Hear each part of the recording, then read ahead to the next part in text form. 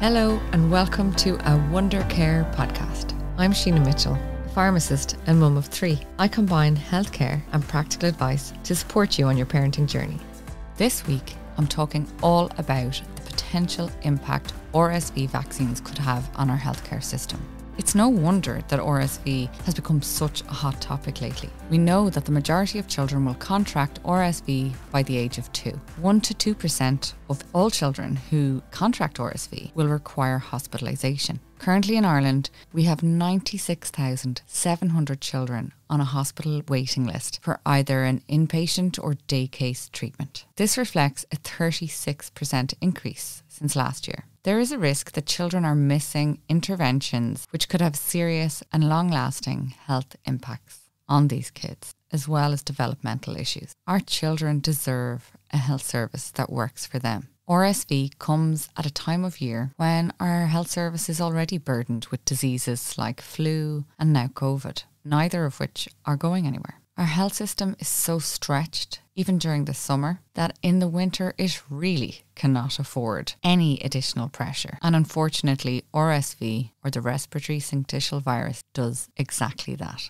I'm not going to go into too much details about RSV in this episode, but I will put a link to a previous episode that I've done which explains all of the signs and symptoms of RSV and the conditions that it causes, like bronchiolitis. That's available in the show notes. Today I want to talk about if RSV vaccines are the answer, and could they be somewhat of a quick fix to our very broken health service. I'm going to start with what we know about the RSV virus. First of all, it was discovered in 1956, and it's been a notifiable disease in Ireland since 2012. There are 2 subtypes of human RSV. There's RSV-A and RSV-B. Both of these cause similar levels of respiratory disease. It has a 2 to 7 day incubation period. This means that your child will become symptomatic 2 to 7 days after exposure. Interestingly, around 70% of hospitalised children are not from high-risk groups. So this is a disease that does not discriminate. It can cause bronchiolitis and pneumonia in around 25 to 40% of patients on their first infection. If a child requires a hospital stay, their average length of that hospital stay will be 2.5 to 3 days. RSV treatment is really difficult because there is no cure as such. It's supportive care that's given in hospital.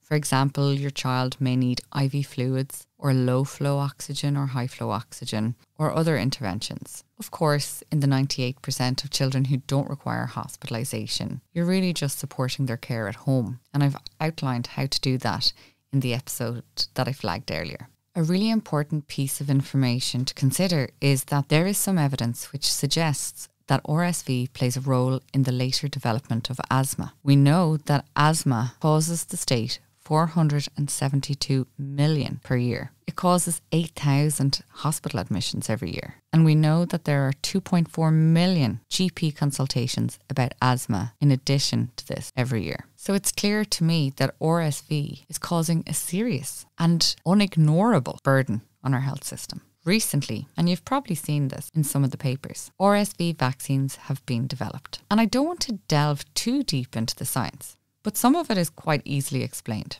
We know that the RSV virus has F and G proteins, and it's these which bond to human cells and cause infection. We also know that previous vaccine efforts failed due to an unstable F protein in vaccines. That's why, unlike flu, we haven't been able to have an RSV vaccine. But thanks to clever science, this has been overcome in recent years, and a stabilised RSV F protein was successfully formed into a vaccine antigen. This means that a vaccine containing a stable F protein could be administered to patients, and they would then be able to produce their own antibodies, just like they would with any other vaccine. It was actually this science that enabled the development of COVID vaccines. And so in the pandemic, we were very lucky that scientists had been working really hard on stabilising these types of proteins, because otherwise we might have been waiting an awful lot longer for a COVID vaccination. The reality is that RSV is a high-risk disease with no set treatment.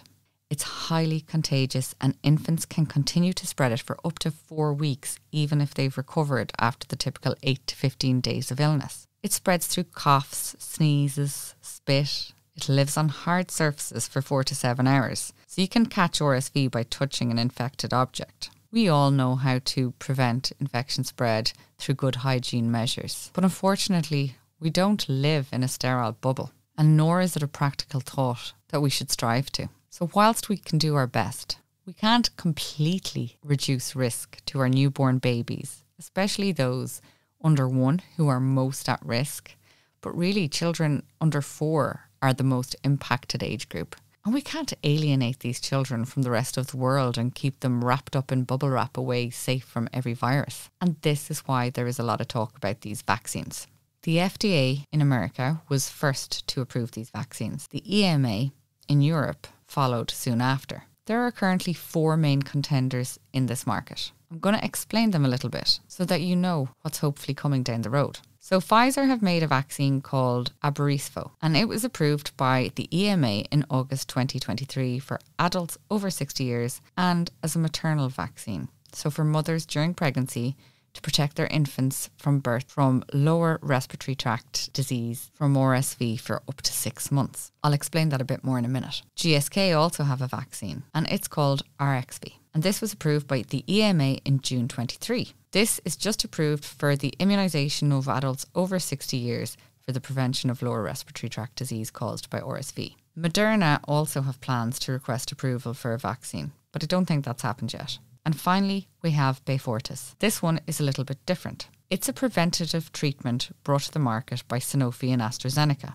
It's different because you will probably see this referred to as a vaccine, but actually it's not a vaccine. So as I mentioned earlier, a vaccine is when we administer an antigen, so a part of a virus, into the body, which triggers your body to produce antibodies in an immune response. So when you come across that virus in real life, you have antibodies ready to tackle it so that you don't get ill. Beyfortus actually involves the administration of antibodies directly to a baby to protect them from RSV for their first season. So instead of stimulating an immune response, we're actually just directly giving them ready-made antibodies. All of these vaccines reflect amazing advances in science, and they serve to reduce the burden of RSV on babies' health and our health system. First off, I'm going to explain that last one there a little bit more. So Beyfortus. So this is the one that is brought to market by AstraZeneca and Sanofi. The drug name is nirsevimab.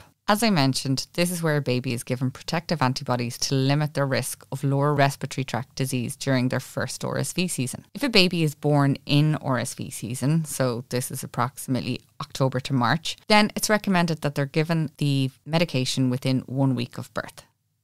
If a baby is born outside of RSV season, then you just wait until shortly before their first RSV season before you give it. Good news is that it can be given with other childhood vaccinations. Other great news is that studies have shown it reduces RSV hospitalizations by a whopping 83%. While the concept of this preventative treatment might sound very new, a similar drug has actually been used in high-risk babies for many years already in Ireland. This is known as palivizumab, or the brand name, Synagis. So we've already been dispensing Synagis from our pharmacies for babies who have been at really high risk of respiratory disease. The one problem with Synagis is that it's kind of tricky for practical reasons because it has to be given monthly for up to 5 months. The benefit of this new one, Beyfortus, is that it's a single shot, which will last up to 6 months. I'm delighted to partner with one of my all-time favourite products, Saline Plus. This is the world's first 100% natural dry salt therapy device. It's clinically proven to relieve a wide variety of allergens and respiratory conditions. This salt therapy method has been trusted for generations and has become hugely popular worldwide as more and more people recognise the superb results achieved from a natural and non-invasive method. This device will help you breathe easier and sleep better.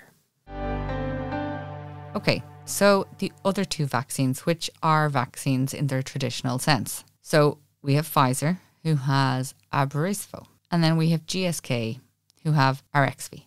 Abrysvo is of more interest in terms of protecting babies' health, and both vaccines can protect people who are over 60 years of age. These vaccines are like the flu vaccines in that they don't contain the live virus, Scientists found a way to isolate the protein which is found on the RSV virus, and so this is given as a vaccine so that the person will make their own antibodies. In the case of Abrysvo, it can be given to women who are 24 to 36 weeks pregnant. The expectant mum will then make her own antibodies, and these antibodies will be passed on to her baby. After her baby is born, they'll be protected for up to 6 months. This is completely amazing. The most at-risk age group is literally being born with antibodies to protect them from the severe effects of RSV in their first season. Babies at high risk could then potentially be given Beyfortus for their second RSV season. The use of Abrysvo in pregnancy was shown to be successful in phase 3 trials in studies offering 81.8% protection to the newborn. RSV isn't used as a maternal vaccine, which means it's not given during pregnancy, so its role is in protecting adults over 60, and it's been shown to be 82.6% effective. As our population gets older, your immune system becomes weaker, and so after children under 4, the over 60s are the next most vulnerable group. So I don't want to proceed through this episode without acknowledging that that is a really significant thing for public health. Currently, Beyfortus has been approved by the EMA. The Pfizer vaccine, Abrysvo, has also been approved by the EMA, as has RSV by GSK. Very recently, the good news became available that NIAC have actually made recommendations for RSV passive immunisation and vaccination. This means that NIAC are recommending that we protect our vulnerable groups from RSV. Obviously, nothing is straightforward in these decisions, and further analysis of cost and product availability is needed to determine which product is most suitable for Irish use. I'm going to be following with interest to see how quickly our approval system can work to mean that these vaccines are available to treat patients and reduce the pressure on our healthcare system. NIAC's approval is definitely a step in the right direction, but there's no indication of when any decisions will be made. These processes can take anywhere up to 2 years. I really hope we're not waiting that long. Really, I wanted to record this episode to try and, I suppose, explain how these vaccines work and to reassure you that science is developing exciting new options. I really hope they become available in Ireland soon. They're already being administered in America, with our health service struggling each and every winter and with no sign of hope of improvement in capacity. I think this is a really great opportunity to protect infants and the elderly and in turn remove some of the heavy burden of our hard-working healthcare professionals in hospitals and GP clinics. The potential for its impact on asthma, well, I just personally can't wait to hear about more than that, because that's going to be another significant impact on our health system. I really hope we're not waiting too long for these vaccines, and I hope when they are rolled out that we don't have supply issues, because honestly, every great drug that comes out, we seem to be told about it and then not be able to get it. So I hope that isn't the case with these seasonal changing medicines. Hope you found that interesting. If you enjoy listening, I'd be really grateful if you could follow or subscribe and leave a review. It really helps to support the show. Thank you.